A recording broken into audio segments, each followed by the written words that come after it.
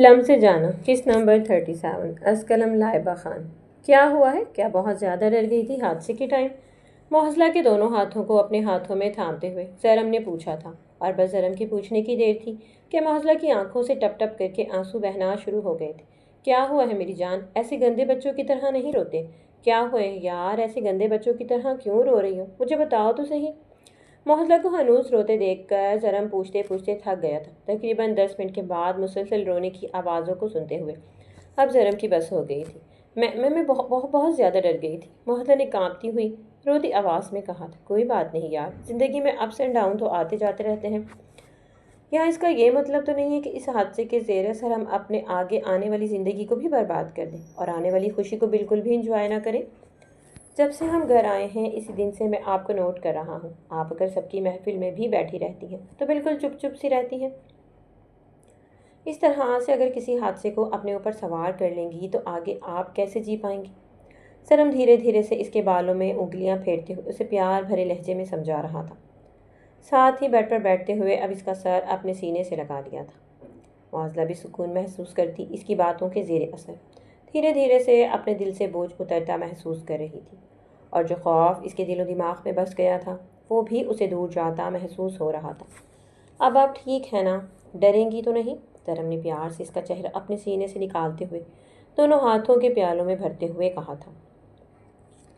محضلہ نے جھٹ سے نفی میں سر ہلایا تھا، اور اس کے خوبصورت چہرے کو دیکھتے ہوئے بے ساختہ ہی اس کا دل الگ ہی انداز میں دھڑکا۔ اس کا دل چاہا کہ اس کی روشن پیشانی پہ اپنے لب رکھ دے۔ کیا ہوا میری جان؟ کیا بہت زیادہ خوبصورت لگ رہا ہوں؟ زرم نے اسے اتنی محبت سے خود کی طرف تکتا پا کر شرارت بھری نظروں سے پوچھا تھا، اور اس کی شرارت بھری نظروں کی تاب نہ لاتے ہوئے محضلہ نے اگلے ہی پل اپنی نظروں کو نیچے جھکا لیا تھا۔ آپ ایسے مت دیکھیں پلیز۔ محضلہ نے شرم سے اپنی نظروں کو نیچے جھکاتے اپنا چہرہ اس کے سینے میں چھپا لیا تھا۔ اس کی اس حرکت سے زرم کا اگلے ہی پل کہا کمرے میں گونجا تھا۔ کیوں؟ ایسے کیوں نہ دیکھوں؟ مجھے بھی بتاؤ، اور کیسے دیکھ رہا ہوں میں؟ زرم نے شرارت سے اب اس کا چہرہ اپنے سینے سے نکالنا چاہا، لیکن محضلہ نے اس کی کوشش کو ناکام بناتے اس کے سینے میں اپنا چہرہ مزید اندر کر لیا۔ آپ بہت برے ہیں، میں آئندہ آپ سے بات ہی نہیں کروں گی۔ محضلہ نے سرخ چہرے کے ساتھ اس کے سینے سے ہٹتے کمرے سے نکلنا چاہا تھا، لیکن اگلے ہی پل زرم خانزادہ نے اس کا ہاتھ اپنی قید میں لیتے ہوئے اسے اپنے سینے پر گرا دیا تھا، اور وہ بھی کٹی پتنگ کی طرح اس کے سینے کا حصہ بنتی۔ مزید اس کی پلکیں شرم سے لرز کر رہ گئی تھیں۔ ہاں بتاؤ، دور دور جا کر تو ہر کوئی دھمکیاں دے لیتا ہے میری۔ زرم خانزادہ نے آج تو ہر ریکارڈ کو بریک کرنا ہی تھا۔ آج بھلے چاہے محضلہ کے گال کتنے ہی سرخ ہو جاتے، وہ ہر حال میں اس سے اپنی باتوں کا جواب چاہتا تھا۔ اسے خوب جی بھر کر تنگ کرنے والا تھا۔ محضلہ تو اس کے حصار میں بالکل ایسے تھی جیسے اس کے منہ میں زبان ہی نہیں ہے، اور اس کے سرخ گال، لرزتی ہوئی پلکیں، خوبصورت چہرہ اور اس کا اپنی باہوں میں رہنا زرم کو مزید بہکا رہا تھا۔ پلیز پلیز مجھے جانے دیں، روحان آ جائے گا۔ محضلہ نے بس کسی طرح اس کے باہوں کے حصار سے نکل کر کمرے سے بھاگنا چاہا تھا۔ اسے کیا پتا تھا کہ وہ کس مصیبت میں پھنس جائے گی۔ اس کا دل رفتہ رفتہ مزید شدت سے دھڑکنا اختیار کرتا جا رہا تھا۔ اس کے ہاتھ پسینے سے نم ہو چکے تھے، اور ساتھ ہی اے سی کی شدید ٹھنڈک کے باوجود بھی اس کے ماتھے پر پسینے کی بوندیں چمکنے لگی تھیں۔ پلیز جانے دینا۔ محضلہ نے اس بار جب اس کو اپنی بات نہ مانتے دیکھا تو روحان سے ہوتے لہجے میں کہا تھا، اور اگلے ہی پل اس کی نم آواز میں نمی کو محسوس کرتے زرم اس کے اوپر سے اٹھا اور اسے بیڈ پر بٹھاتے گھورتے ہوئے دیکھنے لگا تھا، جو وہ اپنی مسکراہٹ دبانے میں مصروف تھی۔ تو میری نرمی کا بہت ہی ناجائز فائدہ اٹھاتی ہو۔ زرم نے اس بار اس کی طرف دیکھتے ہوئے اس کے بالوں کی جڑوں میں اپنا ہاتھ پھنسایا اور ساتھ انگوٹھے سے اس کے گال کو سہلاتے کہا۔ تو محضلہ کی روح میں دھمکی، وہ میں تب مانوں، جان لبوں پر آ کر اٹکی تھی۔ محضلہ کو اس طرح سے لرزتے دیکھ کر زرم نے مسکراہٹ دباتے ہوئے مزید بے باکی اختیار کرتے اس کے مومی سے گال پر اپنے لب رکھتے ہوئے اس کی جان ہوا کر دی تھی۔ پلیز چھوڑیں، کوئی آ جائے گا۔ محضلہ کا لہجہ واقعی میں ہی بھرسا گیا تھا، اور اس کی آنکھوں کی نمی جمع ہونے سے پہلے ہی زرم جھکتا اس کے آنسوؤں کو اپنے لبوں سے چنتا چلا گیا تھا۔ آپ بہت ہی برے ہیں، میں آپ سے آئندہ بات ہی نہیں کروں گی، محضلہ نے کہا، اور اس کے سینے پر ہاتھ رکھتے ہوئے اٹھتے وہ کمرے سے بھاگنے ہی والی تھی کہ اس کا پیر اسی کے کھلے سے ٹراؤزر میں پھنستا۔ وہ منہ کے بل زمین پر گرتی اس سے پہلے زرم نے اسے کمر سے پکڑتے ہوئے اوپر کی طرف اٹھاتے اپنے سینے سے لگا لیا تھا۔ اس سب واقعے میں محسلہ کی جان لبوں پر آ کر اٹک چکی تھی۔ اگر وہ زمین پر اتنی بری طرح سے دھڑام کر کے گرتی تو کوئی بعید نہ تھی کہ اسے دوبارہ سے چوٹ لگ جاتی۔ ٹھیک ہے، تم کیا ضرورت تھی اس طرح سے بھاگنے کی؟ میں کھا تھوڑی نہ رہا تھا۔ سرم نے اس بار اپنے لہجے میں تھوڑی سی سختی لیے ہوئے کہا۔ وہ ہمیشہ جتنا ہی روحان اور محسلہ کے لیے نرم رہتا، ہمیشہ ہی وہ دونوں اپنے آپ کو کوئی نہ کوئی چوٹ ضرور لگوا لیتے، جس کی وجہ سے اسے سختی بھی اختیار کرنا پڑتی۔ جس طرح سے ابھی ہوا تھا وہ نرمی سے اسے چھوڑ تو گیا تھا، لیکن تو بھاگنے کی کیا ضرورت تھی؟ ابھی اگر وہ منہ کے بل گرتی تو نیچے زمین پر کارپٹ ہونے کے باوجود بھی اس کا منہ زمین پر لگتے اسے چوٹ لگوا سکتا تھا۔ محسلہ کی آنکھوں سے آنسو بہنا شروع ہو گئے تھے۔ ایک تو وہ خود ہی ڈر گئی تھی اور اوپر سے زرم بھی اسے ڈانٹنے لگ گیا تھا۔ اسی گردن میں چہرہ چھپاتے وہ آنسو سے تر لہجے میں زرم سے بولی تھی کہ مجھے کیا پتا تھا کہ میں گر جاؤں گی؟ میں تو بس یہاں سے جا ہی رہی تھی۔ میری جان تصحیح کرے، آپ جا نہیں رہی تھیں، آپ بھاگ رہی تھیں۔ اگر آپ سکون سے جاتی تو اب تک آپ اپنے کمرے میں موجود ہوتی۔ سرم نے گھورتے ہوئے اس کی طرف دیکھا تھا تو محسلہ کی رونے میں مزید روانی اختیار کر لی تھی۔ اچھا، آپ رونا بند کرو، آرام سے جاؤ، پھر انشاءاللہ رات میں کھانے پر ملتے ہیں۔ سرم نے پیار سے اس کے آنسوؤں کو صاف کرتے اس کے ماتھے پر بوسہ دیتے اس کا حلیہ درست کیا اور اسے جانے کے لیے کہا تھا۔ محسلہ بھی ہاں میں سر ہلاتی اپنے آنسوؤں سے تر چہرے کو مزید اپنی ہتھیلیوں سے بے دردی سے صاف کرتی کمرے سے نکل گئی تھی، اور زرم بھی اسے جاتا دیکھ کر رہ گیا تھا، جو ناراض ہو کر چلی گئی تھی۔ یہ محسلہ کا خاص طریقہ تھا ناراض ہونے کا۔ وہ جب بھی زرم یا کسی سے ناراض ہوتی تو ہمیشہ ہی اپنے گالوں کو بے دردی سے چھوا کرتی تھی، اور اس بار بھی کمرے سے نکلنے سے پہلے محسلہ نے زرم پر اپنی ناراضگی کو واقف کرنا بالکل بھی نہ بھولی تھی۔ پھر اسے بعد میں منانے کا سوچتے ہوئے زرم خانزادہ نے لیپ ٹاپ کھولا، اور ابھی وہ لیپ ٹاپ کو کھولے بیٹھا ہی تھا کہ اس کے کمرے کے دروازے پر دستک ہوئی، اور اس نے اندر آنے کے لیے اجازت دی تو برلاس اپنے ہاتھ میں موبائل پکڑے کمرے کے اندر داخل ہوتے اس کے پاس ہی صوفے پر بیٹھ گیا تھا۔ کیا ہوا؟ سب خیریت تو ہے نا؟ میرے کمرے میں کیسے آنا ہوا تمہارا؟ سرم نے لیپ ٹاپ کو بند کرتے ہوئے برلاس سے پوچھا تھا۔ وہ لالا، آپ کے کہنے پر میں نے وارڈن سے گل کے ماضی کے بارے میں جاننے کی بابت بات کی تھی، اور وارڈن نے مجھے اس کے ماضی کے بارے میں بتا دیا تھا۔ برلاس خانزادہ نے سرخ ہوتی آنکھوں کے ساتھ زرم کی طرف دیکھتے ہوئے کہا تھا۔ اسے یہ بات ہرگز بھی گوارا نہیں تھی کہ وہ گل کا ماضی کسی کے سامنے بھی کھولتا، کیونکہ ان فیوچر کو اس کی کل کائنات بننے والی تھی۔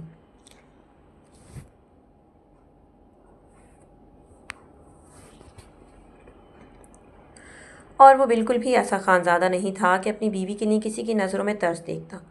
زرم کے سامنے وہ مجبور ہو کر سچائی کھولنے پر مجبور تھا، کیونکہ زرم نے اسے ان سب کی تلاش کرنے کے لیے بھیجا تھا۔ وہ گل سے نکاح کرنے کا ارادہ رکھتا تھا۔ بات کے اختتام پر وہ زرم سے ضرور کہتا کہ وہ گل کو اپنے نکاح میں لینا چاہتا ہے۔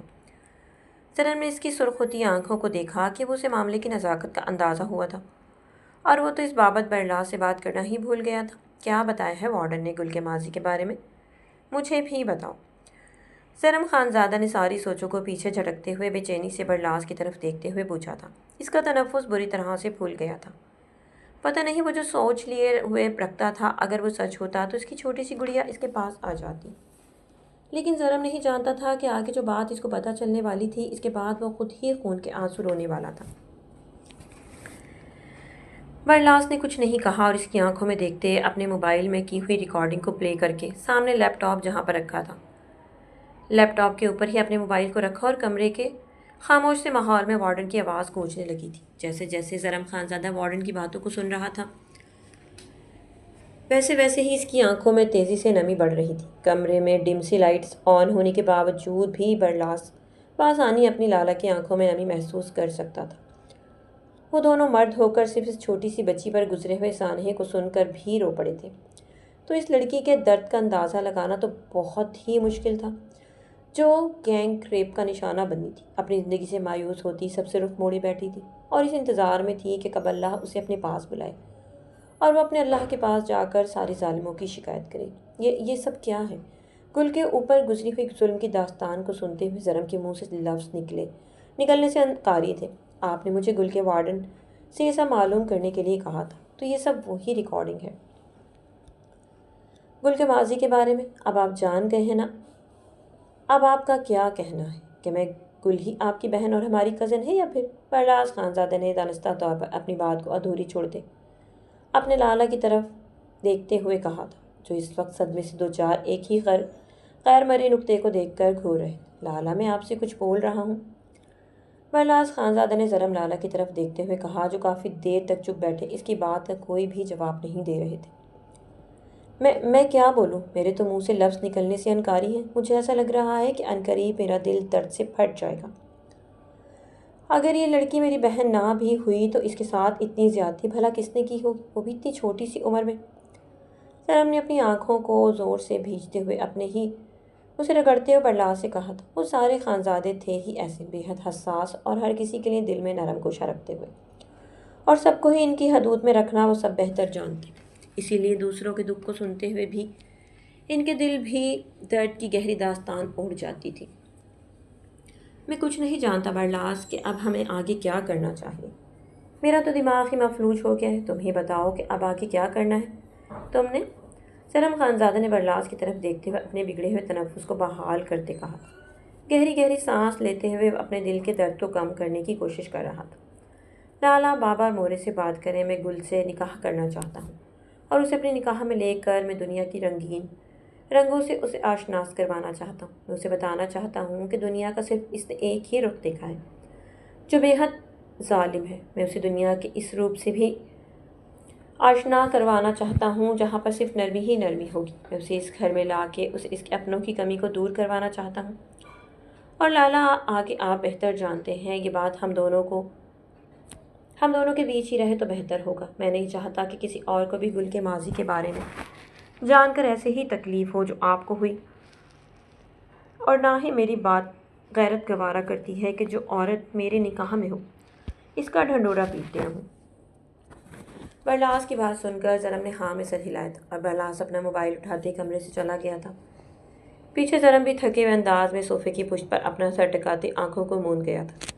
یہ تکلیف ہی کتنی جان لیوا تھی کہ دنیا میں ایسے لوگ بھی بستے ہیں جو 7 سال کی بچی کو بھی اپنی حوث کا نشانہ بنانا بالکل بھی نہیں چھوڑتے۔ انہیں جہاں کہیں بھی موقع ملتا ہے وہ عورت کی عزت کو داغدار بنانے میں ایک سیکنڈ بھی نہیں سوچتے۔ تمہاری طبیعت ٹھیک ہے؟ رات کے تقریباً 3 بج رہے تھے جب کے کرنے کی آواز پر ملیار خانزادہ بیدار ہوتا واش روم کی طرف آتے انائے کی طرف دیکھتے ہوئے فکر مند سے لہجے میں پوچھ رہا تھا۔ انا بھی اس وقت واش بیسن پر جھکی الٹیاں کرنے کی وجہ سے اس کے ہاتھ پیروں سے جان نکلنے کے در پر تھی۔ اس کا وجود بری طرح سے کانپ رہا تھا، جسے ملیار خانزادہ نے اپنی باہوں کے حصار میں لیتے ہوئے اسے سہارا دیا تھا۔ رات کا کھانا انایا کے ابھی تک معدے پر بوجھ بن رہا تھا، جس کی وجہ سے اسے سکون بالکل بھی میسر نہیں آ رہا تھا، اور اب رات ہونے سے پورے جاگنے کے بعد اب رات کے آخری پہر اسے الٹیاں آئیں، اور اب وہ واش روم میں کھڑی الٹیاں کرنے کے بعد اپنے منہ ہاتھ دھو رہی تھی۔ ملیار نے اسے سہارا دیا اور اپنی گود میں اٹھاتے ہوئے وہ کمرے کی طرف لے کر آتا بیڈ پر بٹھا چکا تھا، اور اسے آنے کا کہہ کر وہ واش روم کی طرف گیا اور اس کی ہوئی کے پر پانی پھیرتے ہوئے واش روم کو صاف کیا۔ اس دوران اسے تقریباً 5 منٹ لگ گئے تھے۔ 5 منٹ کے بعد وہ دوبارہ سے انایا کے پاس آتے اسے اپنے حصار میں لے کر بیڈ پر بیٹھ گیا تھا۔ اگر طبیعت زیادہ خراب ہو رہی ہے تو ہاسپٹل لے کر چلوں؟ کچھ چاہیے کیا تمہارے لیے جوس لے کر آؤں؟ ملیار خانزادہ پے در پہ اسے سوالات پوچھتے ہوئے اس کی فکر میں کھل رہا تھا۔ جوس دے دیں؟ انایا کے ہاتھ پیر بالکل ٹھنڈے پڑ گئے تھے، شاید اس کا بی پی لو ہو گیا تھا۔ اس نے اپنی کمر میں بھی شدید درد اٹھتے محسوس ہو رہے تھے۔ ملیار خانزادہ نے ہاں میں سر ہلاتے جلدی سے روم کے ریفریجریٹر کی طرف بڑھتا، وہاں سے ٹھنڈا جوس لا کر انایا کے لیے گلاس میں ڈال کر اس کے لبوں سے لگا گیا تھا۔ جوس کے 2 سے 3 سپ لیتے ہوئے اسے اپنی حالت میں تھوڑی سدھار ہوتی محسوس ہوئی، اور اس کے بعد دوبارہ سے تھکے ہوئے انداز میں وہ ملیار کے سینے پر سر رکھ چکی تھی، اور ساتھ ہی اس کی آنکھوں میں نمی ابھری تھی۔ ابھی تو 8 مہینے رہتے تھے، پتہ نہیں یہ عرصہ کیسے گزرتا، اور ہر رات اس کی تکلیف سے بھری ہوتی تھی۔ اگر وہ لیٹ جاتی تو اس کی کمر میں درد، اگر تھوڑی دیر بیڈ سے نیچے پاؤں اس کے لٹکے ہوئے ہوتے تو اس کے پیر سن ہو جاتے، جس کے بعد وہ اسے بالکل بھی ہلا نہیں پاتی تھی، اور کھانا کھانے کے بعد اسے الٹیاں ہو جاتی تھیں۔ اپنی اس حالت کو دیکھتے ہوئے اس کا دل چاہ رہا تھا کہ وہ پھوٹ پھوٹ کر رو لے۔ عجیب سی حالت ہو رہی تھی، اور یہ سب اس کی پریگننسی کی وجہ سے ہو رہی تھی۔ میری جان کیا ہو گیا ہے؟ رو کیوں رہی ہو؟ طبیعت ٹھیک ہے نا؟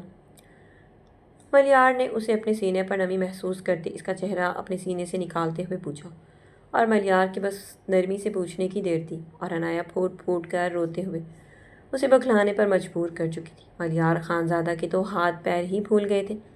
اسے لگا کہ شاید عنایا کی طبیعت ٹھیک نہیں ہے یا پھر اسے کہیں پر درد ہو رہا ہے۔ کیا ہو گیا عنایا؟ بتاؤ تو صحیح یار، کیوں تکلیف میں ہو؟ اور تمہیں ہاسپٹل لے کر چلتا ہوں۔ ملیار نے جلدی سے اسے اپنی گود میں اٹھایا اور سائڈ ٹیبل سے گاڑی کی چابیاں اٹھاتے ہوئے وہ اسے لے کر نیچے کی طرف بھاگ گیا تھا۔ عنایا کو بھی کچھ سمجھنے کا موقع نہیں ملا اور وہ اسے تیزی سے سیڑھیوں سے نیچے لاتے لاؤنج سے گزرنے ہی والا تھا کہ نائلہ بیگم نے ان دونوں کو کہیں جاتے دیکھ کر ملیار کو پیچھے سے آواز دیتی وہ روک گئی تھی۔ نائلہ بیگم اس وقت روزانہ تہجد کے لیے اٹھتی تھی اور تہجد پڑھنے کے بعد رات کے اس وقت وہ چکر لگانے کے لیے باہر ہی آئی ہوئی تھی کہ ملیار کو اس طرح بوکھلائے ہوئے انداز میں عنایا کو گود میں اٹھاتے جاتے دیکھ کر ان کا دل دہل اٹھا تھا۔ جان سے پیاری بیٹی کی حالت کو دیکھتے ہوئے انہوں نے جلدی سے ملیار کو آواز دیتے روک دیا تھا۔ کیا ہوا ہے؟ سب ٹھیک تو ہے نا؟ اس طرح سے کہاں جا رہے ہو عنایا کو لے کر؟ نائلہ بیگم نے عنایا کی زرد ہوتی رنگت کو دیکھتے ہوئے پوچھا تھا۔ بڑی مورے، اس کی طبیعت ٹھیک نہیں ہے، یہ الٹیاں کر رہی تھی، آپ پلیز اسے دیکھیں نا، اور یہ رو بھی رہی ہے۔ مجھے تو نہیں بتا رہی، آپ پلیز پوچھیں کہیں درد تو نہیں ہو رہا؟ ملیار کی حالت تو بس ایسے تھی کہ جیسے وہ خود بھی پھوٹ پھوٹ کر رونا شروع ہو جائے گا۔ عنایا کے درد کو دیکھ کر، ملیار بیٹے ریلیکس ہو جاؤ اور اسے صوفے پہ بٹھاؤ، میں دیکھتی ہوں کہ اسے کیا ہوا ہے۔ نائلہ بیگم نے ملیار کو ریلیکس ہونے کا اشارہ کرتے عنایا کو صوفے پہ بٹھانے کے لیے کہا تھا۔ ملیار نے عنایا کو صوفے پہ بٹھایا تو نائلہ بیگم نے اسے اپنے سینے سے لگاتے اس کے آنسو صاف کیے تھے۔ کیا ہو گیا ہے میری بیٹی کو؟ مجھے بتاؤ، کہیں درد ہو رہا ہے؟ نائلہ بیگم نے پوچھا تو عنایا نے نفی میں سر ہلایا تھا اور کہا تھا کہ مورے، میرا دل بہت عجیب سا ہو رہا ہے اور رونے کا دل چاہ رہا ہے۔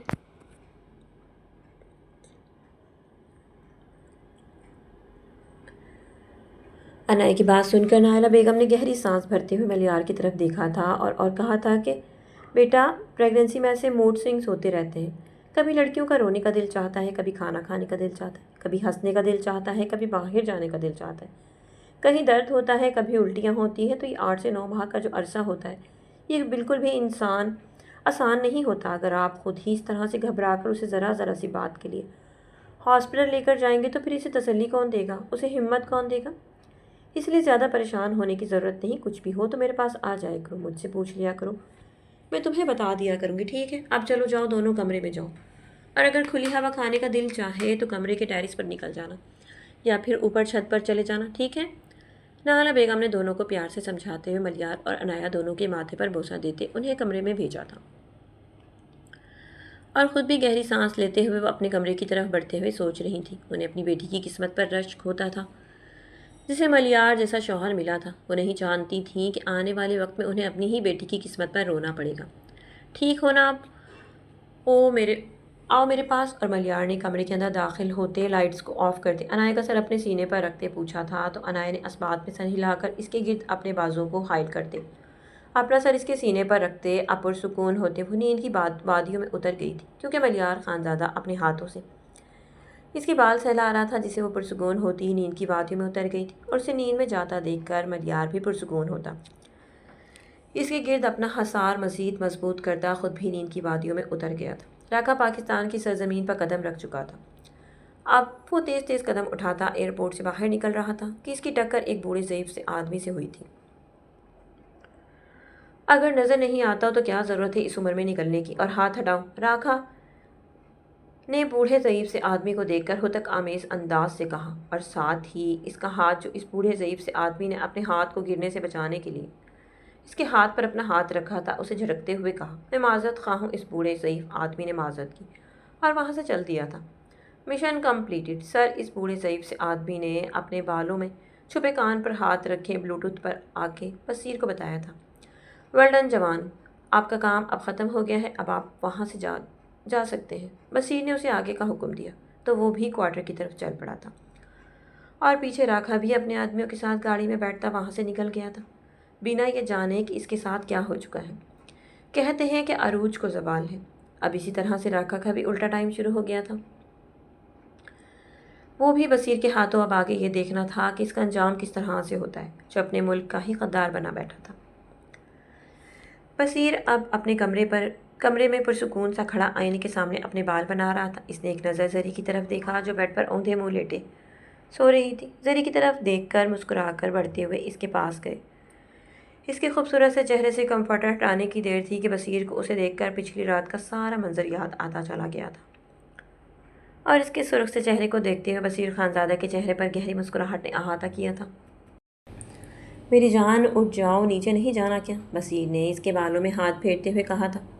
اوہو بصیر، سونے دینا، زریش نے کروٹ دوسری طرف بدلتے ہوئے کہا تھا۔ اب آپ یہ نہیں سوچ رہی کہ نیچے کوئی کیا سوچے گا؟ اکیلا شوہر کمرے سے باہر آ رہا ہے اور بیوی کمرے کے اندر سکون سے سو رہی ہے۔ بصیر خانزادہ نے محض مسکراہٹ کو دباتے ہوئے اسے تنگ کرنا چاہا تھا۔ اوہو بصیر، کیا ہو گیا آپ کو؟ آپ تو میری نیند کے دشمن ہی بن گئے ہیں۔ جب سے رخصتی ہوئی ہے یقین جانیں میں دل بھر کر سو بھی نہیں پائی ہوں، نہ ہی دن میں نیند پوری ہوتی اور نہ ہی رات میں۔ آپ ہمیشہ میری جان پر قابض رہتے ہیں، کبھی چھوڑ جایا کریں۔ زریش نے نیند میں بڑبڑاتے ہوئے بصیر سے کہا تھا۔ ٹھیک ہے، میں چلا جاتا ہوں، پھر سوتی رہو، واپس میں رات بھر گھر پر ہی نہیں آؤں گا۔ بصیر نے اس کو دھمکی دیتے ہوئے چھوڑا اور وہ اٹھا، اس سے پہلے کہ وہ کمرے سے باہر جاتا۔ زریش خانزادی بکھرے ہوئے حلیے میں اٹھی اور بیڈ سے ایک ہی جھٹکے میں جمپ مارتے ہوئے وہ بصیر تک پہنچتے اس کے ہاتھ کو پکڑ کر روک چکی تھی۔ کیا ہوا ہے جانم، اب آپ کو نیند نہیں آ رہی؟ بصیر نے نہایت ہی معصومیت سے پوچھا تھا۔ نہیں میرے سرتاج، جس کا آپ جیسا شوہر ہو، اس لڑکی پر تو نیند ہی حرام ہے۔ رات میں بندہ آپ کی غربت سے سو نہیں پاتا اور صبح آپ کو اپنے بیوی کو اٹھا کر نیچے لے کر جانا ہوتا ہے سب کے پاس، تاکہ کوئی غلط نہ سوچے، زریش نے شدید تپے ہوئے انداز میں کہا تھا۔ اس کے انداز سے ہی لگ رہا تھا کہ جیسے وہ سامنے والے کو بس کھانے کے در پر ہو۔ اچھا غصہ کیوں کر رہی ہو؟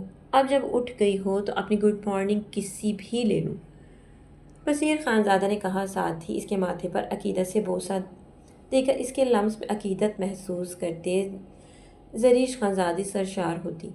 بے شک بصیر خانزادہ اس کی زندگی میں اگر اس کی ساری محرومیوں کو دور کر چکا تھا جو ماں باپ نہ ہونے کی صورت میں اسے ہمیشہ احساس کمتری میں مبتلا کرتے تھے۔ بس کر دیں آپ، نیند تو اب خراب کر ہی چکے ہیں، اب مزید موڈ خراب کرنے کی ضرورت نہیں ہے۔ زریش نے اس کے سینے پر ہاتھ رکھے اسے خود سے دور کیا تھا۔ تمہیں نہیں لگتا کہ تم بالکل بھی میری عزت نہیں کرتی؟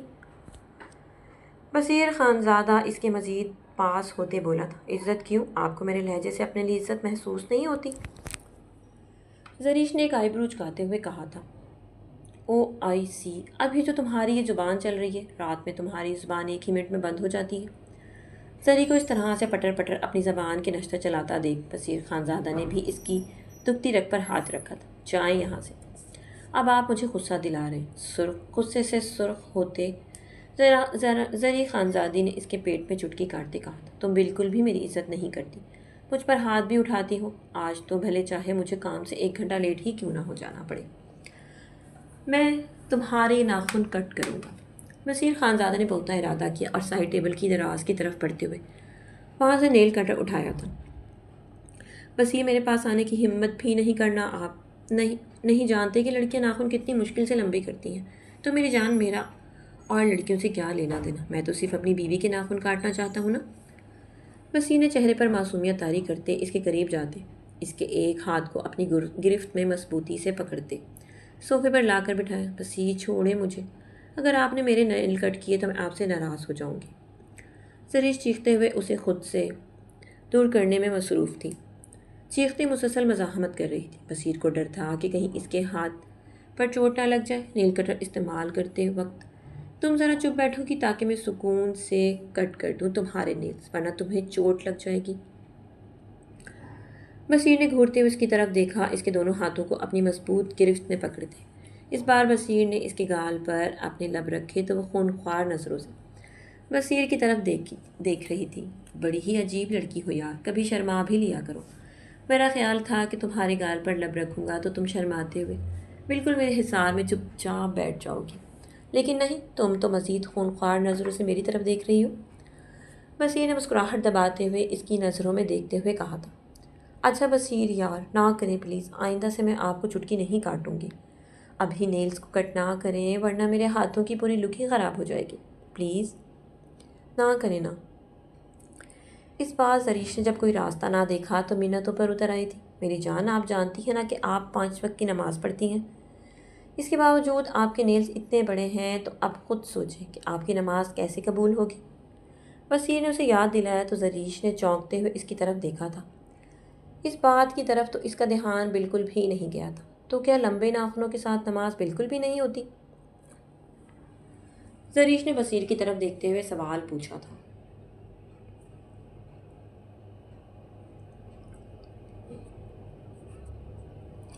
میری بات غور سے سنو، رسول اللہ صلی اللہ علیہ وسلم نے صحیح حدیث میں ناخنوں کو ضروری بالوں کو کاٹنے کا حکم دیا ہے، اور یہ تغیر خلق اللہ بھی ہے۔ قرآن مجید میں اللہ تعالیٰ کا ارشاد ہے کہ شیطان نے قسم اٹھائی تھی کہ اللہ میں ان کو تیری تخلیق سے دور کر دوں گا۔ انسان کی جو اللہ تعالیٰ نے نیچر بنائی ہے، جو ناخنوں کو کاٹنا اور غیر ضروری بالوں کو چھوٹا کرنا۔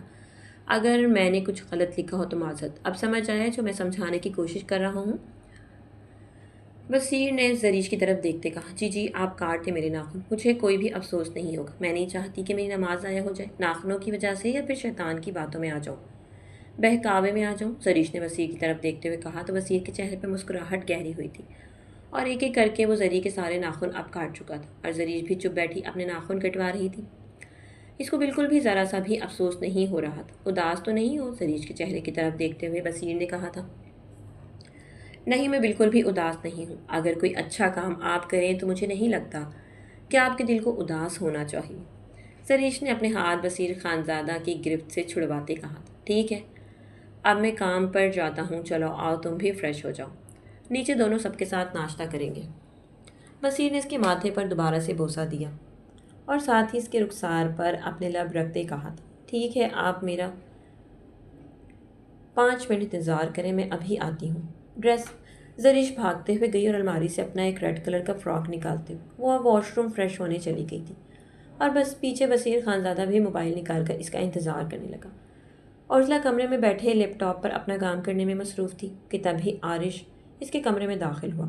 یار، تم یہاں پر بیٹھے کام کر رہی ہو، باہر چلو، اتنا اچھا موسم ہو رہا ہے۔ عارش نے اس کے پاس بیڈ پر بیٹھتے ہوئے اس کے لیپ ٹاپ کو ٹھک سے بند کیا تھا، اور ساتھ ہی اس کے خوبصورت سے چہرے کو دیکھا تھا، جو اس وقت چشمہ لگائے، بالوں کو جوڑے میں قید کیے، 2 شرارتی لٹوں کو مسلسل اس کے چہرے پر شرارت کر رہی تھی، جو عارش کو بالکل بھی اچھا نہیں لگا۔ اسی لیے ہاتھ بڑھا کر اس کے دونوں لٹوں کو کان کے پیچھے اڑستے، ساتھ ہی اس کا چشمہ اتارتے کہا تھا، عارش، گھنٹے تک میری میٹنگ سٹارٹ ہونے والی ہے، اب مجھے تیاری کرنی ہے، اور اس طرح میں باہر نہیں جا سکتی۔ اب عرضلہ نے اسے دیکھتے ہوئے اپنی کام کی نوعیت کے بارے میں بتایا، اور ساتھ ہی اپنے حلیے کی طرف اشارہ کرتے بتایا تھا۔ اس بار عارش خانزادہ نے اس کے حلیے کو دیکھا تو واقعے میں ہی اس کے اوسان ختم ہو گئے تھے۔ عرضہ اس وقت شرٹ کے ساتھ کھلا ٹراؤزر پہنے دوپٹے سے بے نیاز بیڈ پر بیٹھی کام کرنے میں مصروف تھی۔ تو کس کافر نے کہا ہے کہ باہر چلتے ہیں؟ ایسا کرتے ہیں کہ ہم کمرے میں ہی ٹائم اسپینڈ کرتے ہیں۔ عارش نے اپنا ارادہ بدلا تھا، اور ساتھ اس کا ہاتھ اپنے قریب کھینچتے ہوئے اپنے سینے کا حصہ بنایا تھا۔ عارش ایک کام کرتے ہیں کہ ہم باہر ہی چلتے ہیں، عرضلہ نے گھبراتے ہوئے کہا تھا۔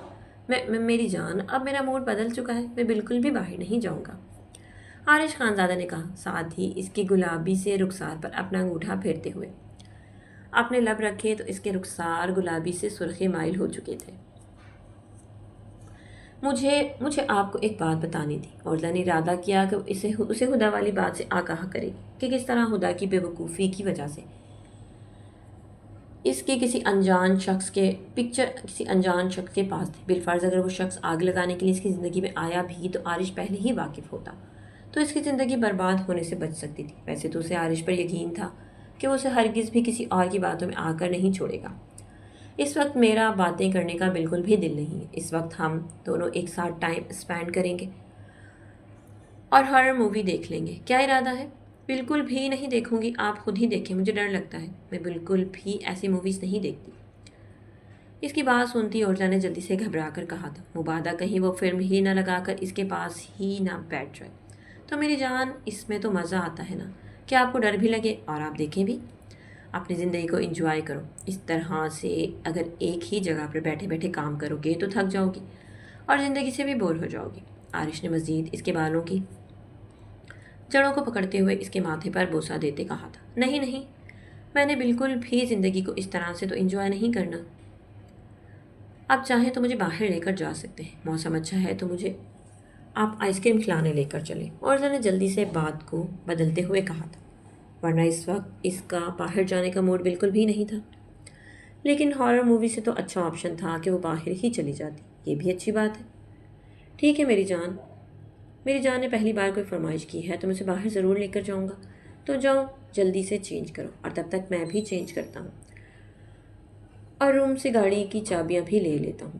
عارش خانزادہ نے مسکراتے ہوئے اس کے گال پر دوبارہ سے لب رکھے۔ اس کا دل چاہ رہا تھا کہ وہ اس کے مومی سے گالوں کو کھا جائے، اتنے سافٹ سے تھے، اور اوپر سے عرضلہ کا اس کے حصار میں بالکل بھی مزاحمت نہ کرنا عارش کے دل کو پرسکون کر گیا تھا، اور وہ جلد از جلد بس اپنے بابا سے رخصتی کی بابت بات کرنے والا تھا۔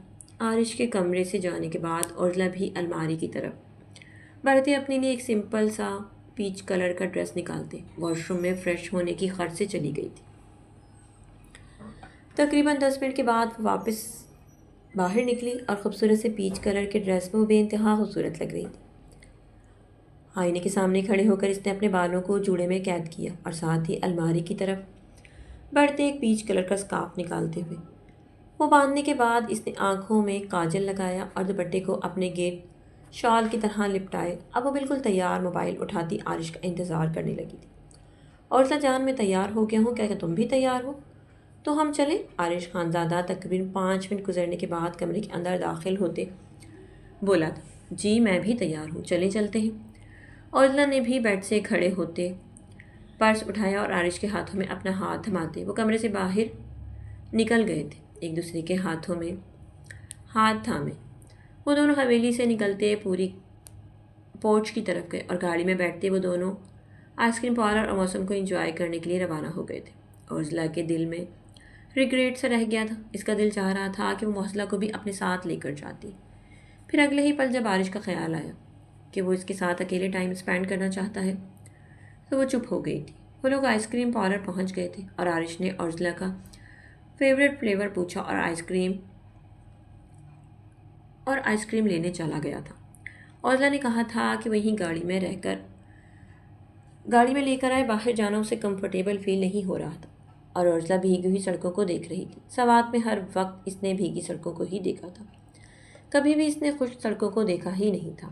ہر رات بوندا بادی تو ضرور ہوتی تھی، اور کبھی کبھار اگر موسم اچھا ہو تو برف باری بھی ہو جاتی تھی۔ نو ڈاؤٹ کہ اسے سنو فال بہت زیادہ پسند تھی، لیکن وہ جب سے یہاں آئی تھی اتنی بزی تھی، اتنی مشکل میں اور اتنی پریشانیوں میں گھری ہوئی تھی کہ اسے موسم کا یا پھر سنو فال کو انجوائے کرنے کا موقع ہی نہیں ملا تھا۔ گاڑی کا اپنی طرف کا شیشہ نیچے کرتے وہ باہر کے چلتے پھرتے مناظرات کو دیکھنے میں مصروف ہو گئی تھی۔ وہ سوچنے میں مصروف تھی کہ اچانک سے ایک چہرہ اس کی طرف کی کھڑکی میں نمودار ہوا جو عرضلہ کو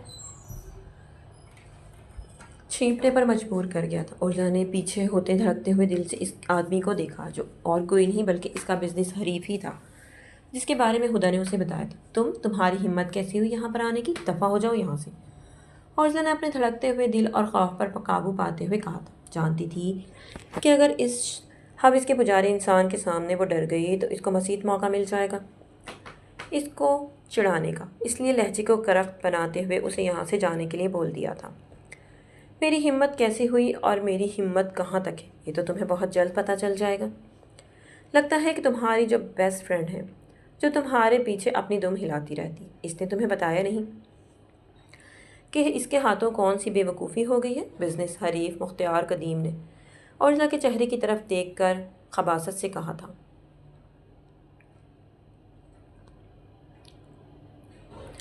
میں کیوں ڈروں تم سے؟ تم کیا کوئی خدا ہو جو تم سے ڈرنا چاہیے؟ اور ویسے بھی ہدا مجھے تمہارے بارے میں سب کچھ بتا چکی ہے، مجھے تم سے ڈرنے کی ضرورت ہی نہیں ہے۔ دراصل تم وہ کمزور انسان ہو جو دوسروں پر وار کرتے ہیں ان کی کمزوری ڈھونڈ کر، تو بھلا میں تم سے کیوں ڈروں؟ جب میں جانتی ہوں کہ میرا اللہ جانتا ہے کہ میں پاک اور صاف ہوں تو ڈرنے کا کوئی سوال ہی پیدا نہیں ہوتا۔ اب چلتے بنو یہاں سے، اس سے پہلے کہ میرا شوہر آئے تم اس کے ہاتھوں ذلیل ہونا پڑے، اس سے پہلے یہاں سے چلے جاؤ تو تمہارے لیے اسی میں بھلائی ہے۔ مختار قدیم کا چہرہ توہین کی وجہ سے سرخ پڑ گیا تھا اور غصے سے اس کی طرف گھورا تھا۔ میرے خیال سے آج کل تم ایڈیٹنگ کی دنیا سے واقف نہیں ہو۔ تمہاری ایک پکچر میرے پاس آ گئی تو اس کا مطلب ہے تمہاری اس پکچر کے ساتھ میں کچھ بھی کر سکتا ہوں۔ اسے میری مرضی چاہے میں جس کسی لڑکے کے ساتھ بھی ایڈٹ کر دوں، چاہے تمہارے بدن پر پھر کپڑے ہوں یا نہ ہوں۔ ایڈیٹنگ کی دنیا سے تم ابھی تک نا واقف ہو تو میری جان تمہیں ڈرنا چاہیے مجھ سے، اور ویسے بھی آنے دو تمہارے شوہر کو بھی، دیکھتا ہوں کہ کون سا مائکا لال ہے وہ، کیوں میری درگت بنائے گا۔ اس بار مختار قدیم نے بھی اپنی ہی ہونے والی بے عزتی کا پورا پورا بدلہ لے لیا تھا۔ اتنی باتیں سنانے کے بعد اسے اس قدر خوفزدہ کرنے کے بعد بھی مختار قدیم کو عرضلہ کے چہرے پر ڈر کا شبیہ تک دکھائی نہیں دیا۔ اس طرح سے کیوں دیکھ رہے ہو؟ یہی دیکھ رہے ہو نا کہ تمہاری اتنی بکواس کرنے کے بعد میں ڈر کیوں نہیں رہی تم سے؟ تو مجھے میرے اللہ پر بھروسہ ہے، میرا دامن پاک اور صاف ہے، اور میرے شوہر کو مجھ پر بھروسہ ہے۔ وہ ایسا مرد ہے ہی نہیں جو دوسروں کی باتوں میں آ کر اپنی بیوی پر الزام لگائے یا پھر اس کی کردار کشی کرے۔ اس سے بہتر ہے کہ میرا شوہر یہاں پر آئے، تم یہاں سے چلے جاؤ، ورنہ تو بزنس کی دنیا میں تو میں تمہیں مائنس کر ہی چکی ہوں، کہیں حقیقی دنیا سے تمہیں میرا شوہر ہی مائنس نہ کرتی۔ اوزلا نے اس بار اس کے چہرے کی طرف دیکھتے ہوئے اپنی طرف کی گاڑی کا شیشہ اوپر کر دیا تھا۔ اپنی اتنی توہین اور بے عزتی کو برداشت کرتے ہوئے سرخ چہرے کے ساتھ مختار قدیم وہاں سے عارش کے آنے سے پہلے ہی چلا گیا تھا۔ اب اسے بہت کچھ برا کرنا تھا کہ عارش اوزلا کو چھوڑے نہیں، بلکہ یا تو اسے جان سے مار دے یا پھر اسے ڈائریکٹلی طلاق ہی دے دے، ورنہ تو اس کی نہ بیوی قابو میں آ رہی تھی اور نہ ہی اس کے شوہر کو بتانے کا موقع مل رہا تھا۔ مختار قدیم نے سوچا اور وہ لمبے لمبے ڈگ بھرتا اپنی گاڑی کی طرف چلا گیا تھا۔ اس کے جانے کے بعد Arish Khanzada ice cream parlour سے نکلتے اس کے ہاتھ میں ایک طرف تو آئس کریم تھی تو دوسری طرف آئس کریم کا شاپر بھی بھرا ہوا تھا۔ شاید وہ گھر والوں کے لیے بھی اس آئس کریم خرید کر لے جانے والا تھا۔ اوزلا نے تو یہی اخذ کیا تھا، باقی تو اس کے آنے پر پتہ چلنا تھا۔ کیا ہوا؟ اتنی دیر کیوں لگ گئی؟ اوزلا نے عارش کی طرف دیکھتے ہوئے کہا تھا، یہ گھر والوں کے لیے بھی لی ہے، وہ لوگ بھی انجوائے کر لیں گے۔ عارش نے اوزلا کی طرف آئس کریم بڑھاتے ہوئے کہا تھا تو اوزلا نے بھی ہاں میں سر ہلایا اور عارش بھی اپنی گاڑی اسٹارٹ کرتا حویلی کی طرف روانہ ہو گیا تھا۔ پیاری لڑکی، کیا تم مجھ سے نکاح کرنا چاہتی ہو؟ برلاس یتیم خانے کی گارڈن میں ہمیشہ کی طرح ایک گھٹنا موڑے ویل چیئر کے پاس بیٹھا گل کو منانے کی کوشش کر رہا تھا کہ وہ اس کے نکاح میں آ جائے۔ بے شک گل کوئی اتنی چھوٹی بچی نہیں تھی، لیکن نکاح کا مطلب جانتی تھی۔ کیا وہ اس قابل تھی کہ کوئی اسے نکاح کرے؟ وہ تو کسی کے قابل ہی نہیں تھی۔ بچپن میں ان درندوں نے اسے کسی کے قابل چھوڑا ہی کب تھا؟ نفی میں سر ہلاتے ہوئے بے اختیار ہی گل کی آنکھوں سے آنسو روانہ ہو گئے تھے۔ کیوں؟ وجہ بتاؤ، برلاس نے گل کی طرف دیکھتے ہوئے نرم انداز میں کہا تھا۔ بے بسی ایسی تھی کہ وہ اس کا ہاتھ تک نہیں پکڑ سکتا تھا، جانتا تھا اسے ڈر لگتا تھا۔ گل بار بار نفی میں سر ہلا رہی تھی، منہ سے تو وہ کچھ بولتی ہی نہیں تھی۔ اس نے 7 سال کی عمر کے بعد سے آج تک بھلا کہاں کسی سے کوئی بات کی تھی؟ بس سب کے سوالوں کا جواب وہ سر اثبات یا نفی میں ہلا کر ہی دیتی تھی۔ میم میں آپ کے قابل نہیں ہوں۔ آج اتنے عرصے بعد گل کے منہ سے آواز نکلتے دیکھ کر برلاس خانزادہ بے یقین ہوا تھا۔ وہ منہ کھولے حیرت سے اس مومی سی لڑکی کو دیکھ رہا تھا جس کی آواز اتنی سریلی تھی اور اس کے بعد بھی وہ بولنے سے گریز کرتی تھی۔ کیوں؟ تم میرے قابل نہیں ہو کیا؟ مجھے بتا سکتی ہو؟ برلاس نے اس کی طرف دیکھتے ہوئے کہا تھا۔ گل ہنوز دوبارہ سے نفی میں سر ہلانے لگ گئی تھی۔ اب اسے کیا بتاتی ہے کہ وہ کیوں اس کے قابل نہیں ہے؟ کیا اس کے بچپن میں ہوئے واقعے کے بارے میں وہ جانتا نہیں تھا؟ پلیز آپ یہاں سے چلے جائیں، میں آپ سے نکاح نہیں کر سکتی، گل نے اس بار پہلے سے بھی زیادہ سکتے ہوئے کہا تھا۔ کیوں یار، کوئی ایک وجہ تو بتا دو، کیوں نہیں کر سکتی؟ میں عشق کرتا ہوں تم سے اور اس حالت میں تمہیں نہیں چھوڑ سکتا۔ میں تمہیں نکاح میں اپنے ساتھ لے کر جانا چاہتا ہوں، وہاں جہاں تم دنیا کا ایک اور روپ دیکھو گی جو بالکل بھی ظالم نہیں ہوگا۔ پلیز نکاح سے انکار مت کرو، اس بار برلاس نے سامنے بڑے سے دلان پر بیٹھتے ہوئے کہا تھا، ساتھ ہی اس کی ویل چیئر بھی اپنی طرف کھسکائی تھی۔ آپ نہیں جانتے کہ میرے ساتھ بچپن میں کیا کچھ ہو چکا ہے۔ پلیز میرے زخموں کو ہرا کرنے کی ضرورت نہیں ہے، جائیں یہاں سے۔ بچپن میں ہوئے واقعے کو سوچتے ہوئے گل کی آنکھیں بالکل سرخ ہو گئی تھیں اور آنسو تو ایسے بہا رہی تھی جیسے یہ آنکھیں کبھی خشک ہی نہیں ہوں گی۔ اور اگر میں تم سے کہوں کہ تمہارے بچپن میں ہونے والے واقعے کے بارے میں سب کچھ جانتا ہوں، اور اس کے باوجود بھی میں اپنے عشق کو اپنے نکاح میں لینا چاہتا ہوں، تب تم کیا کہو گی؟ بھول جاؤ جو بچپن میں تمہارے ساتھ ہوا، ابھی جو تمہارا حال ہوگا، بس اسی کے بارے میں سوچو۔ آگے جا کر کیا ہوگا کیا نہیں ہوگا اس کے بارے میں اگر سب لوگ دنیا میں سوچنے لگ جائیں تو ہماری زندگی ایک ہی جگہ پر تھم کر رہ جائے گی۔ برلاس اسے ہر طرح سے قائل کرنا چاہتا تھا، نہیں دیکھ سکتا تھا وہ اپنے عشق کو اتنی تکلیف زدہ انداز میں اپنی باہوں کے حصار میں لے کر وہ اسے ہمیشہ کے لیے پرسکون زندگی دینا چاہتا تھا۔ آپ جائیں یہاں سے، آپ بالکل بھی دوبارہ مت آئیے گا، اپنی دوستی بھی ختم۔ کل نے روتے ہوئے دل پر جبر کرتے ہوئے کہا تھا، ورنہ سامنے بیٹھا شہزادوں کی آن بان رکھنے والے شخص کو بھلا کوئی لڑکی کیوں منع کرے گی؟ لیکن وہ کر سکتی تھی۔ وہ بھلا اس شہزادے کے قابل ہی کہاں تھی؟ اس کے ساتھ تو ایک شہزادی ہی جچ سکتی تھی، اس جیسی لڑکی تھوڑی نہ۔ اب وہ احساس کمتری میں مبتلا ہو رہی تھی۔ ٹھیک ہے، دوستی ختم کرتے ہیں اور نکاح کی شروعات کرتے ہیں اور میاں بیوی بن جاتے ہیں ایک دوسرے کے۔ پر لاسٹ اس کی دل دہلا دینے والی باتوں کا اثر اپنے دل پر نہ لیتے ہوئے کہا تھا، جانتا تھا کہ اس کو نکاح کے لیے منانا بہت ہی مشکل ہوگا، اور اب وہی سب کچھ ہو بھی رہا تھا۔ پیاری لڑکی، میری پیاری سی دوست، میرے نکاح میں آ جاؤ تو تمہیں روزانہ 2 چاکلیٹ ملے گی، ایک کے بجائے۔ برلاس اب اسے رشوت دے رہا تھا کہ وہ بس کسی طرح اس کے نکاح میں آ جائے۔ دوست رہ کر تو اس کے لیے روز ایک ایک چاکلیٹ لاتا تھا، لیکن جب وہ اس کی بیوی بن جائے گی تب تو اس کے لیے بہت ساری چاکلیٹ لائے گا۔ ہرگز بھی آگے کی زندگی اسے اس طرح سے گزارنے نہیں دینا چاہتا تھا۔ وہ تو اسے اپنی آنکھوں کے سامنے کھلکھلاتا ہوا اور اپنے پیروں پر بھاگتا ہوا شرارت کرتے ہوئے دیکھنا چاہتا تھا، اور اسے زندگی کی طرف موڑنے کے لیے اسے اس لڑکی کو نکاح میں تو لینا ہی ہوگا۔ اور اس کا اور اپنے عشق کا یہ حال وہ ہرگز بھی نہیں دیکھ سکتا تھا، بھلے چاہے خود کو مٹانے کے بعد بھی اس لڑکی کی زندگی میں ہنستا مسکراتا ہوا دیکھے تو اسے خود کے مر جانے کا افسوس ذرہ برابر بھی نہیں ہوگا۔ اسی وجہ سے برلاس اسے قائل کرنا چاہتا تھا نکاح کے لیے۔ وہ جانتا تھا کہ اس کی زندگی کس قدر مشکل اور تکلیفوں میں گزری ہے۔ تو میرے پیارے ڈرز، امید کرتی ہوں کہانی آپ کو اچھی لگی تو کمنٹ باکس میں اپنی قیمتی رائے کا اظہار ضرور کیا کریں۔ ملتے ہیں نیکسٹ کہانی کے ساتھ، تب تک کے لیے اپنا بہت سارا خیال رکھیے گا۔ اللہ حافظ۔